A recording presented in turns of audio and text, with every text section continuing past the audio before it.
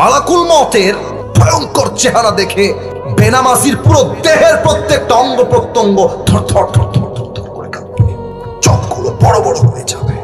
মালাকুল মউত চিৎকার দিয়ে বলবে, ইয়া আইয়াতুহান নাফসুল খাবিথা উখরুজি ইলা গাযাবিল্লাহ, হে বেনামাজি, আল্লাহর জাহান্নামের দিকে বের হয়ে আয়। একটা ধমক দেওয়ার সাথে সাথে বেনামাজির রূহটা ছিঁড়ে বের হবে। একবার ডান দিকে দৌড় দিবে, একবার বাম দিকে, আরেকবার পেছনের দিকে পালিয়ে যাবে।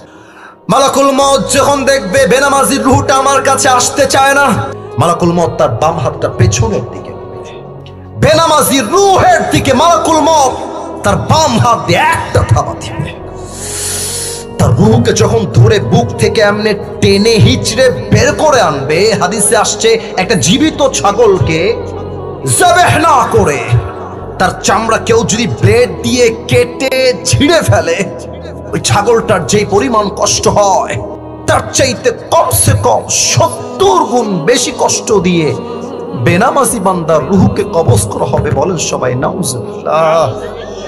না এত আস্তে কেন, জোরে বলেন নাউজুবিল্লাহ। আল্লাহ, আমি তোমার কাছে দোয়া করি সবাই কিনা আমাদের সবাইকে তুমি মৃত্যুর আযাব থেকে বাঁচায় দিও। আমিন।